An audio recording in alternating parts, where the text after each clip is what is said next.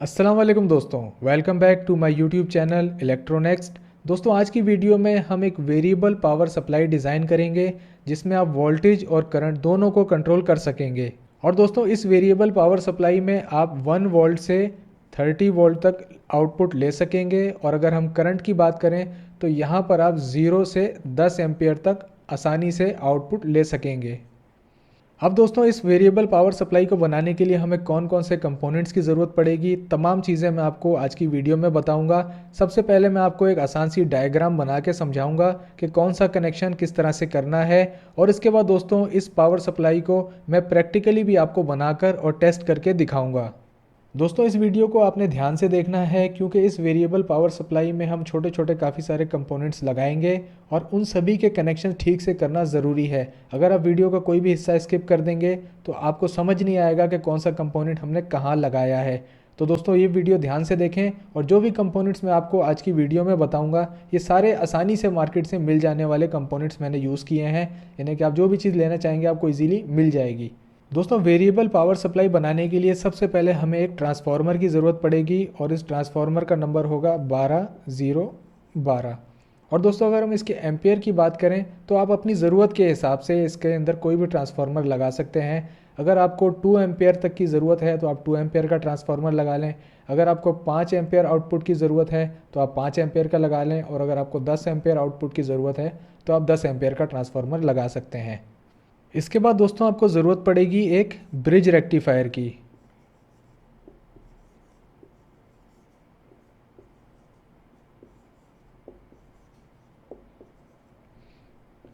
और दोस्तों ये ब्रिज रेक्टिफायर आप अपने ट्रांसफार्मर के हिसाब से लें। अगर आप यहाँ पर 5 एम्पेयर का ट्रांसफार्मर लगाते हैं तो आप 10 एम्पेयर का ब्रिज रेक्टिफायर यूज़ कर सकते हैं। और अगर आप 10 एम्पेयर का ट्रांसफार्मर लगाते हैं तो आप कम से कम भी 15 एम्पेयर का ब्रिज रेक्टिफायर यूज़ करें इस सर्किट में। इसके बाद दोस्तों आपको ज़रूरत पड़ेगी एक कैपेसिटर की और इस कैपेसिटर की वैल्यू होगी 4700 माइक्रोफैरेड यानी कि यूएफ। और इसकी अगर हम वोल्टेज की बात करें तो कम से कम भी आप 50 वोल्ट का यहाँ पे यूज़ कर सकते हैं और ज़्यादा से ज़्यादा आप जितना चाहें 100 वोल्ट का भी लगा सकते हैं। इसके बाद दोस्तों हमें वोल्टेज रेगुलेटर की ज़रूरत पड़ेगी और इसके लिए हम यहाँ पर यूज़ करेंगे LM317 रेगुलेटर। दोस्तों करंट कंट्रोल सर्किट बनाने के लिए हमें एक ट्रांजिस्टर की ज़रूरत पड़ेगी और इस ट्रांजिस्टर का नंबर है TIP41C यानी कि 41C। दोस्तों ये एक NPN ट्रांजिस्टर है। अब दोस्तों हमें इस सर्किट में इस पावर सप्लाई में ज़्यादा एम्पियर्स को चलाना है। मैक्सिमम हम 10 एम्पियर तक का ट्रांसफार्मर लगाकर इसको यूज़ करने वाले हैं। तो यहाँ पर जो हम रेगुलेटर यूज़ कर रहे हैं LM317, इस पर तो हम ज़्यादा से ज़्यादा 1.5 एम्पियर तक ही जा सकते हैं।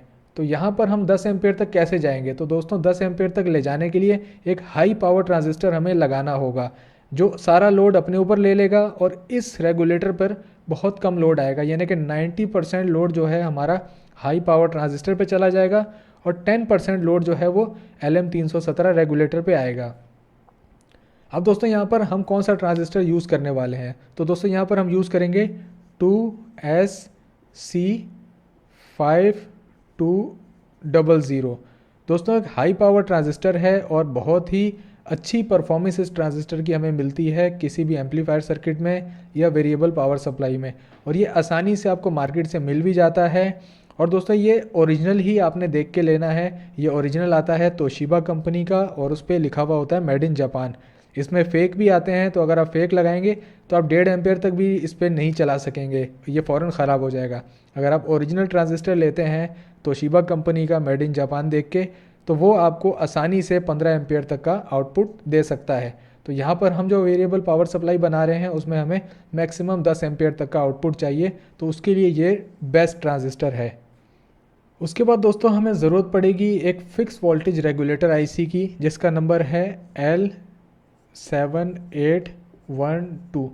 दोस्तों ये 12 वोल्ट फिक्स वोल्टेज रेगुलेटर है। इसकी ज़रूरत हमें पड़ेगी वोल्ट मीटर को ऑन करने के लिए, क्योंकि इसमें हम volt meter ampere metre use करेंगे जिससे हमें वोल्टेज और एम्पेयर दोनों दिखाई दें। तो उसको ऑन करने के लिए हम यूज़ करेंगे L7812। इसके बाद दोस्तों हमें ज़रूरत पड़ेगी एक वोल्ट एम्पेयर मीटर की।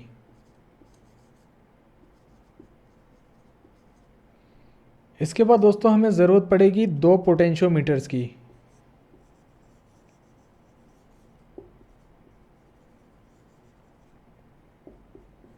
इसमें से एक की वैल्यू होगी 10 किलो ओहम और दूसरे की वैल्यू होगी 5 किलो ओहम।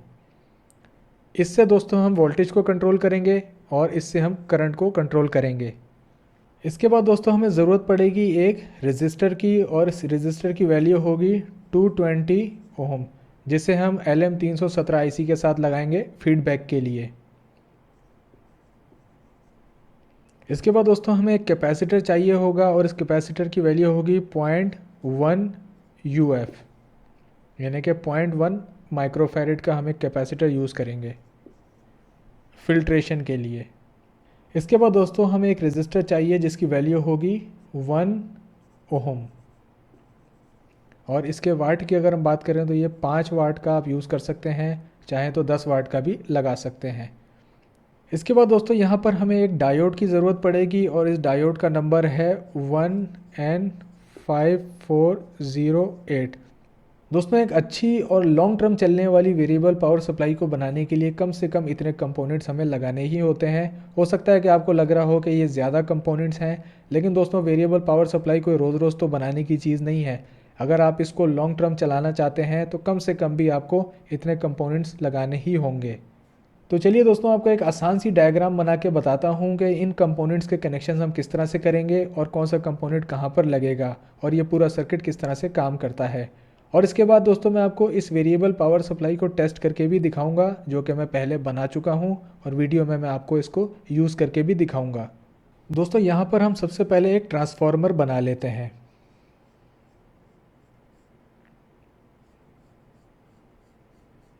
तो दोस्तों ये जो हमारा ट्रांसफार्मर है ये 12012 है और हमने यहाँ पर सिर्फ 2 वायर्स का यूज़ करना है, यानी कि एक 12 की और दूसरी भी 12 की। जो बीच में सेंटर में 0 है इसका हम यूज़ नहीं करेंगे।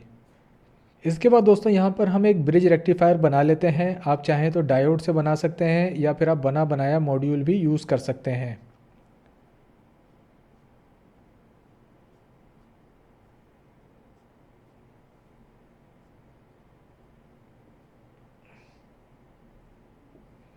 तो दोस्तों यहाँ पर आप इस तरीके से 4 डायोड्स को मिलाकर भी ब्रिज रेक्टिफायर बना सकते हैं और इसमें आप यहाँ से एक AC की लाइन इस तरह से देंगे। इसमें यहाँ पर दूसरी वायर आप यहाँ से लाकर इस पे से जंप करवा के इस साइड पे दे सकते हैं। तो यहाँ से आपको मिलेगा प्लस आउट और यहाँ से आपको मिलेगा माइनस। इसके बाद दोस्तों यहाँ पर हम एक कैपेसिटर जोड़ देंगे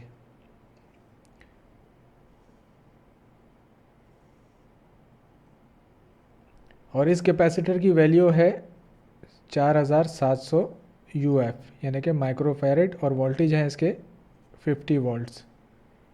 और यहाँ पर कैपेसिटर का प्लस आ जाएगा और नीचे वाली तरफ माइनस। इसके बाद दोस्तों यहाँ पर हम एक लगाएंगे पोटेंशियोमीटर और ये होगा हमारा वोल्टेज को कंट्रोल करने के लिए। इसकी 3 पिन्स होती हैं, 1 2 3। और इसके बाद यहाँ पर हम LM317 वोल्टेज रेगुलेटर बना लेते हैं।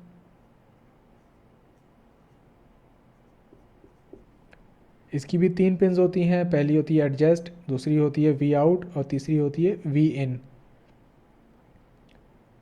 अब यहाँ से जो इसकी वी इन है इसको हम यहाँ से जोड़ देंगे ले जाके कैपेसिटर के प्लस पे, यानी कि जो भी वोल्टेज यहाँ से आ रहा है वो डायरेक्ट LM317 पे आ जाएगा।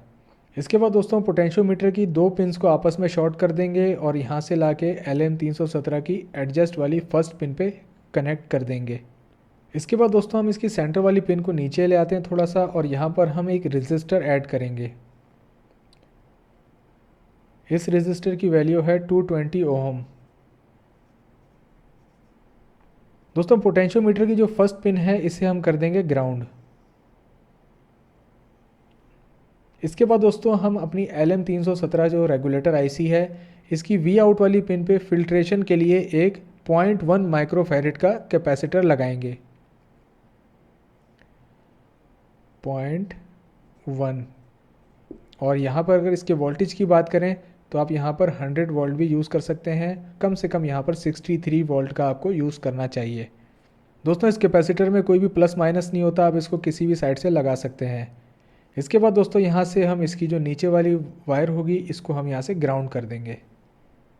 तो दोस्तों यहाँ पर हमारा वोल्टेज रेगुलेटर सर्किट तो रेडी हो गया है। आप चाहें तो इसको डायरेक्ट यूज़ कर सकते हैं और वोल्टेज आपको 1 वोल्ट से लेकर 30 वोल्ट तक का आउटपुट आसानी से मिल सकता है। लेकिन दोस्तों यहाँ पर हमें एक करंट कंट्रोल सर्किट भी ऐड करना है और एक पावर ट्रांजिस्टर भी लगाना है ताकि हम ज़्यादा एम्पेयर का लोड भी चला सकें। अब दोस्तों यहाँ पर हम अपना दूसरा ट्रांजिस्टर बना लेते हैं जिसका नंबर है TIP41C। दोस्तों ये भी NPN ट्रांजिस्टर है और इसकी भी 3 लेग्स होती हैं। पहली होती है बेस, दूसरी होती है कलेक्टर, तीसरी होती है एमीटर।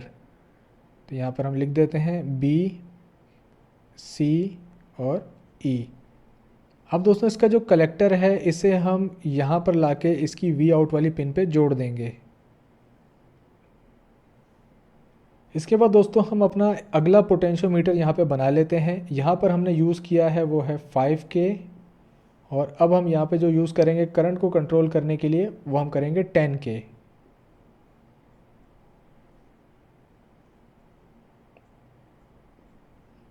अब दोस्तों पोटेंशियोमीटर की जो पहली पिन है यहाँ वाली, इसको हम यहाँ से डायरेक्ट TIP41C के एमीटर पे जोड़ देंगे। इसके बाद दोस्तों पोटेंशियोमीटर की जो सेंटर वाली पिन है इसको हम अगर यहाँ ऊपर से ले आएँ तो आप यहाँ से इसको ला सकते हैं और यहाँ से ला के हम इसको TIP41C के बेस पे जोड़ देंगे।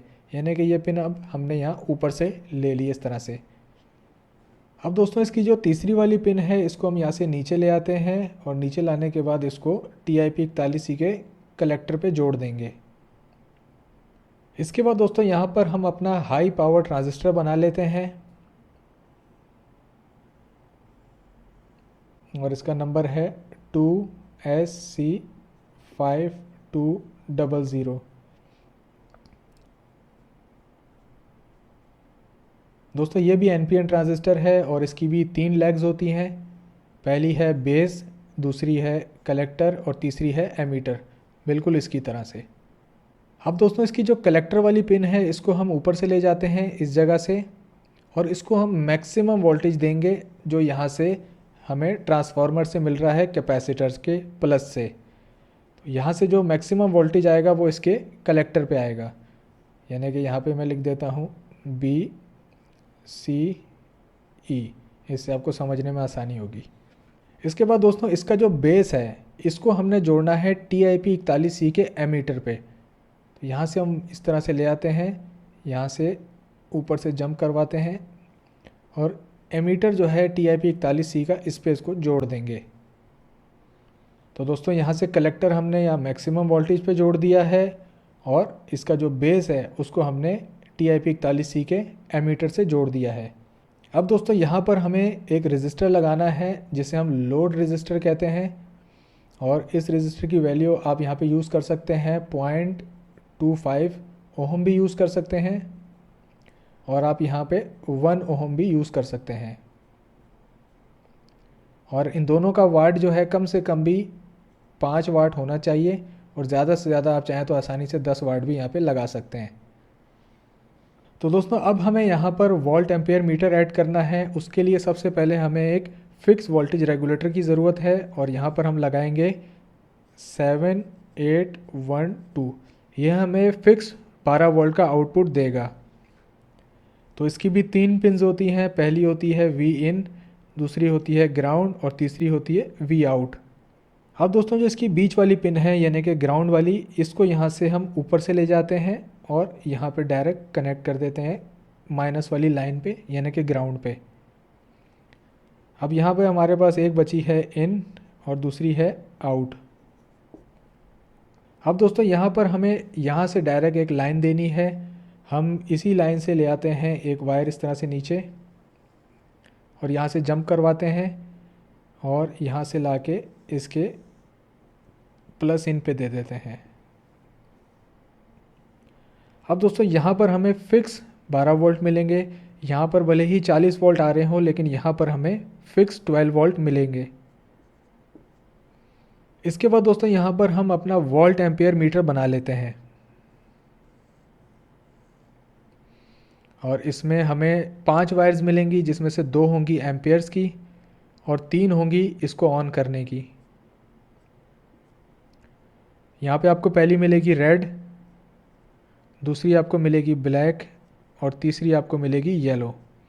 और यहाँ पर आपको एक मिलेगी ब्लैक और एक मिलेगी रेड। अब दोस्तों इसकी जो रेड वाली वायर है इसको हम यहाँ से ले जाएंगे और वी आउट वाली इसकी पिन पे जोड़ देंगे। और यहाँ से जो इसकी ब्लैक वाली वायर है इसको हम यहाँ से ऊपर से ले जाते हैं और हम इसको ग्राउंड के साथ कनेक्ट कर देंगे। तो जैसे ही कनेक्ट करेंगे तो हमारा वोल्ट एम्पेयर मीटर ऑन हो जाएगा।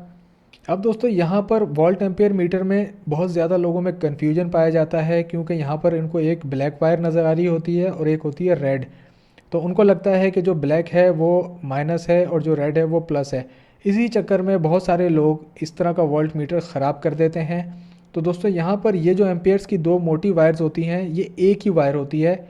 एक साइड इसकी ब्लैक होती है और दूसरी साइड इसकी रेड होती है। अब दोस्तों यहाँ पर जो हमने आउटपुट लेना है वो यहाँ से हम ले सकते हैं। और अब यहाँ पर हम एक डायोड ऐड करेंगे इसी लाइन पे, यानी कि जो हमारा लोड रेजिस्टर है इसके बाद हम एक डायोड ऐड करेंगे। और ये हमारा डायोड आ गया और इसका नंबर है 1N5408। और दोस्तों डायोड की जो सिल्वर वाली साइड है वो हमने इस तरफ रखनी है और पूरा ब्लैक जो होता है वो हमने इस साइड पे रखना है। अब दोस्तों यहाँ से हम इसको कनेक्ट कर देंगे वोल्ट मीटर की जो एम्पेयर वाली वायर है ब्लैक इसके साथ। यहाँ पर आपने गलती नहीं करनी, ये आपने एम्पेयर मीटर की ब्लैक वाली मोटी वायर के साथ इसको कनेक्ट करना है। और इसके बाद दोस्तों यहाँ पर जो हमारी माइनस की लाइन चल रही है ग्राउंड वाली, यहाँ से हम एक वायर लेंगे और इस वायर पे यहाँ से जोड़ देंगे। इसके बाद दोस्तों हमारे वोल्ट एम्पेयर मीटर की जो मोटी वाली रेड वायर है इसी से हम माइनस आउट लेंगे। यहाँ पर आपने कंफ्यूज नहीं होना, यहाँ से आपको मिलेगा माइनस आउट। रेड वायर ज़रूर है यहाँ से, लेकिन आपको मिलेगा माइनस आउट। और प्लस आउट आपको यहाँ से मिलेगा, ये जो लोड रेजिस्टर से हमारी वायर आ रही है यहाँ से आपको मिलेगा प्लस आउट। और दोस्तों यहाँ पर इस वोल्ट मीटर पे वोल्टेज देखने के लिए हमें इसको इस लाइन के साथ कनेक्ट करना है, क्योंकि जो भी वोल्टेज हम एडजस्ट करेंगे, करंट एडजस्ट करेंगे, वो यहाँ से हमें इस वोल्ट एम्पेयर मीटर पे दिखाई देगा। तो इसकी जो येलो वाली वायर है इसको हम यहाँ से ले आएंगे और यहाँ से डायोड से आगे इसको जोड़ना है हमने इस तरह से। तो दोस्तों ये हमारी डायग्राम कंप्लीट हो चुकी है एक variable voltage and current power supply की। इसमें आप आसानी से अपनी ज़रूरत के हिसाब से वोल्टेज, करंट सब कुछ एडजस्ट कर सकते हैं। अब दोस्तों आप इस पावर सप्लाई को जब भी ऑन करेंगे तो सारा लोड इस ट्रांजिस्टर पे जाएगा और इसके साथ आपको एक बड़ा हीट सिंक और फ़ैन लगाने की ज़रूरत है, तभी ये ट्रांजिस्टर जो है ये आपके पास ठीक ठाक रहेगा। और इसके अलावा दोस्तों आपने इन दोनों के साथ भी एक एक हीट सिंक लगाना है। इसका हीट सिंक आपने अलग रखना है और इन दोनों को आप चाहें तो एक ही हीट सिंक पे लगा सकते हैं। और इसके साथ आपको एक फ़ैन भी लगाने की ज़रूरत पड़ेगी, क्योंकि दोस्तों जब आप ज़्यादा लोड इस पर चलाएंगे तो ये बहुत ज़्यादा गर्म होगा। और इसके अलावा दोस्तों यहाँ पर जो आप वायर्स का यूज़ करेंगे वो आपको मोटी वाली अच्छी वायर्स लगानी होंगी, जो कम से कम भी 10 एम्पेयर का लोड उठा सकें। अगर आप हल्की वायर्स लगाएंगे तो कुछ ही सेकंड में सब चीज़ों से धुएँ निकल जाएंगे और सब कुछ जल जाएगा। तो चलिए दोस्तों, ये जो पावर सप्लाई हमने डिज़ाइन की है अब इसको टेस्ट करके देखते हैं। मैं इस पावर सप्लाई को पहले ही बना चुका हूँ, अब मैं आपको यूज़ करके दिखाता हूँ। दोस्तों यहाँ पर आप देख सकते हैं कि मैंने तमाम कनेक्शन जो हैं ब्रेड बोर्ड पे कर लिए हैं। आप इसे जब भी बनाएं सोल्डरिंग करके अच्छी तरह से इसे वीरो बोर्ड पे बनाएं, क्योंकि दोस्तों मुझे वेरिएबल पावर सप्लाई की अपने लिए नीड नहीं है, इसीलिए मैंने इसे आपको जस्ट समझाने के लिए यहाँ पर बनाया है। अब मैं आपको इसे चेक करके दिखाता हूँ। तो दोस्तों यहाँ पर हमारा हाई पावर ट्रांजिस्टर आ गया है, वो मैंने यहाँ पर इस CPU की हीट सिंक पे लगा दिया है। यहाँ पर हमें एक फ़ैन भी मिल जाता है जिसको चलाकर हम इसे कूल रख सकते हैं। और आप भी जब इसे बनाएंगे तो आपको किसी न किसी हीट सिंक पे लगाना ही होगा लाजमी। इसके अलावा दोस्तों यहाँ पर हमारे पास ये करंट कंट्रोल करने का पोटेंशियोमीटर आ गया, इसके साथ हमारा वोल्टेज को कंट्रोल करने का पोटेंशियोमीटर आ गया और यहाँ पर हमारा वोल्ट मीटर आ गया। इसके अलावा दोस्तों यहाँ पर हमारे पास एक ट्रांसफार्मर है 12012 10 एम्पेयर का। अब दोस्तों इस सर्किट को हम ऑन करते हैं और इसको यहाँ पर चेक करते हैं। तो दोस्तों यहाँ पर हमने सर्किट को ऑन कर लिया है और आप यहाँ पे देख सकते हैं कि 12.6 वोल्ट यहाँ पे शो हो रहा है। दोस्तों ये जो फ्लैक्चुएशन आपको दिखाई दे रही है ये सिर्फ कैमरे में दिखाई दे रही है, यहाँ पर कोई फ्लैक्चुएशन नहीं है और बिल्कुल परफेक्ट हमें 12.6 वोल्ट यहाँ पे शो हो रहे हैं।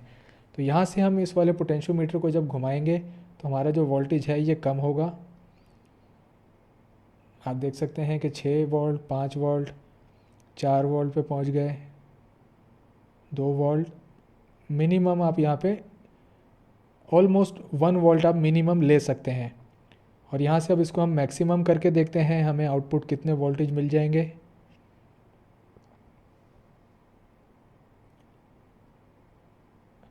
तो दोस्तों यहाँ पर हम 20 वोल्ट तक पहुँच गए हैं। 22, 23, 25, 27, 28, 29, 30। अब यहाँ पे देख सकते हैं तकरीबन यहाँ पर हमें 31.8 वोल्ट मिल रहे हैं। तो जैसे ही हम लोड कनेक्ट करेंगे तकरीबन 2 से 2.5 वोल्ट का हमें वोल्टेज ड्रॉप मिलेगा, जो कि LM317 वोल्टेज रेगुलेटर का वोल्टेज ड्रॉप है। तो जैसे ही लोड लगाएंगे हमें कम से कम 2 वोल्ट कम मिलेंगे। अब हम यहाँ से उसके वोल्टेज को कम कर देते हैं। हम इसे ले आते हैं 10 वोल्ट पे।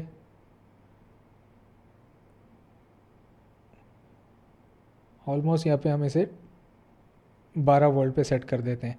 तो दोस्तों अब यहाँ पर हम एक लोड कनेक्ट करते हैं। मेरे पास एक ये 10 वाट का बल्ब है, 12 वोल्ट 10 वाट का, इसको लगाते हैं और इसको चला के देखते हैं।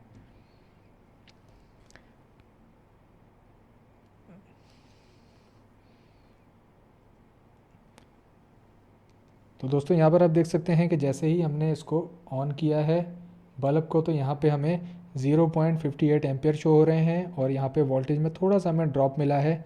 हम इसे थोड़ा सा बढ़ाकर 12 वोल्ट कर देते हैं।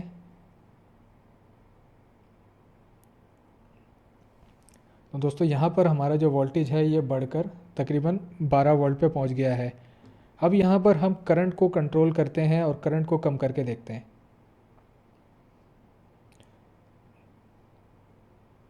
तो दोस्तों जैसे जैसे हम ज़्यादा करंट को कम करेंगे वोल्टेज ऑटोमेटिक कम होगा। यहाँ पर ये करंट को कम कर रहा है। तो आप देख सकते हैं कि जैसे ही करंट कम हुआ वोल्टेज बिल्कुल कम पे आ गया है। देखिए ऑलमोस्ट हम इसको 0 एम्पियर के पास ले आए हैं, 0.18 एम्पियर। तो दोस्तों अब बढ़ाते हैं दोबारा एम्पियर को।